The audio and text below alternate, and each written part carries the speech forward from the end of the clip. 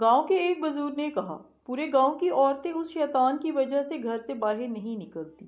ایک اور بزرگ نے کہا، جب اس لوہار کی اپنی بیٹی پیدا ہوگی اور لوگ اسی بری نظر سے دیکھیں گے، تب اسے احساس ہوگا کہ عورت کی عزت کیا ہوتی ہے۔ وہ بزرگ اس بات سے بے خبر تھے کہ وہ شیطان نما لوہار ان کی باتیں سن رہا ہے۔ ان بزرگ کی باتیں اس لوہار کے دل کو لگیں اور وہ ندامت کے آنسو بہانے لگا اور خود پر افسوس کرنے لگا کہ وہ کن کاموں میں پڑا ہوا تھا۔ اس نے اپنی دکان بند کی اور روتے ہوئے مسجد کی طرف چل دیا۔ مسجد میں جا کر اللہ تعالیٰ سے اپنے گناہوں کی معافی طلب کی اور سچے دل سے توبہ کی کہ اب کبھی وہ بدکاری اور برائی کے قریب بھی نہیں بھٹکے گا۔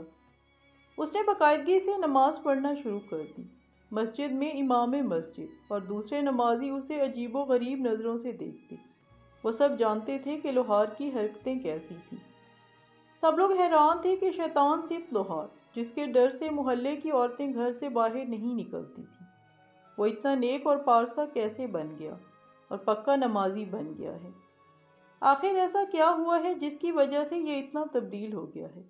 انہیں شک گزرا، ہو نہ ہو دال میں کچھ کالا ضرور ہے۔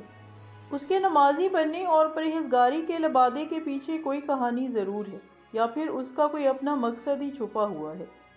جس دن سے لوہار نے سچے دل سے توبہ کی، اسی دن سے اس کا کاروبار کم ہونے لگا، لیکن اس نے ہمت نہیں ہاری بلکہ مزید محنت شروع کر دی۔ گاؤں کی عورتیں جب گھر سے باہر نکلتی تو یہ دیکھ کر حیران ہو جاتی اور ایک دوسرے سے کہتی، لوہار اب پہلے جیسا نہیں رہا، اب تو اسے اپنے کام سے ہی فرصت نہیں، اب وہ کسی کی طرف آنکھ اٹھا کر بھی نہیں دیکھتا تھا۔ لوہار کو کاروبار میں اس قدر نقصان ہوا کہ اس کے گاہک آنا بند ہو گئے اور آخر کار اس نے اپنی دکان بند کر دی اور مزدوری کرنے لگا۔ دن بھر وہ مزدوری کرتا اور جو چند سکے اسے ملتے وہ اس پر اللہ تعالیٰ کا شکر ادا کرتا اور گھر چلا جاتا۔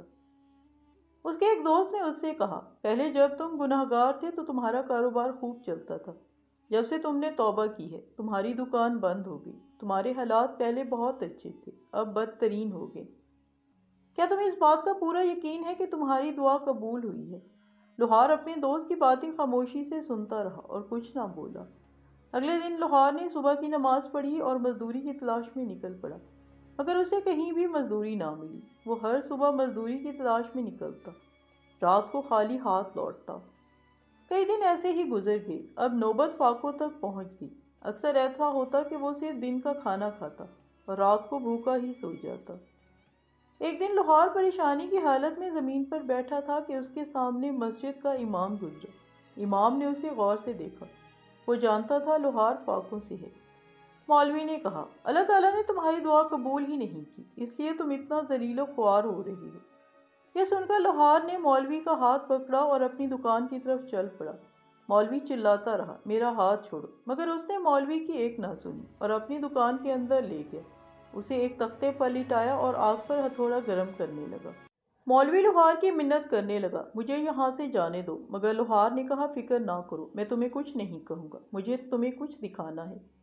میرے دکان پر لوگ بے ڈھنگا لوہا دے کر جاتے ہیں، کوئی کہتا ہے مجھے تلوار بنا دو، کوئی کہتا ہے مجھے خنجر بنا دو۔ میں لوہا گرم کرتا ہوں، اپنا ہتھوڑا بھی آگ پر رکھتا ہوں اور اسے گرم کرتا ہوں۔ میں بے ڈھنگے لوہے کو اپنی مطلوبہ شکل میں لانے تک اس پر ضربیں لگاتا ہوں۔ جب بے ڈھنگا لوہا آگ کی تپش اور ہتھوڑے کی ضرب برداشت کر لیتا ہے تو اسے مطلوبہ شکل حاصل ہوتی ہے۔ جو لوہا ہتھوڑے کی ضرب برداشت نہیں کر پاتا اسے کباڑ خانے میں ڈال دیتا ہوں۔ مجھے اللہ کی راہ میں تکلیف منظور ہے کہ میں اس بات پر آزمائش کے ہتھوڑے کھاؤں اور فاقوں کی تپش سہ لوں۔ اس طرح میں اس مطلوبہ شکل میں آ جاؤں گا جس شکل میں مجھے میرا رب ڈھالنا چاہتا ہے۔ بس مجھے اس بات کا ڈر ہے کہ کہیں وہ مجھے بیکار سمجھ کر کباڑ خانے میں نہ ڈال دے۔ یہ کہہ کر لوہار زور زور سے رونے لگا۔ مولوی کی آنکھوں سے بھی آنسو جاری تھے۔ اس نے لوہار سے معافی مانگی کہ میں تمہیں غلط سمجھتا رہا۔ پیارے دوستو، اللہ کی راہ میں آنے والی مشکلات دراصل ہمیں آخرت کی سختی سے بچانے کے لیے ہوتی ہیں۔ یہ تو اللہ تعالیٰ کی آزمائش ہوتی ہے جس سے گزر کر انسان اس شکل میں آ جاتا ہے جس شکل میں اسے اللہ تعالیٰ دیکھنا چاہتا ہے۔ اللہ تعالیٰ سے دعا ہے وہ ہم سب کو ہر طرح کی آزمائش سے محفوظ رکھے، کسی ایسی آزمائش میں مبتلا نہ کرے جس کا بوجھ اٹھانے کی قدرت نہ ہو۔ آمین یا رب العالمین۔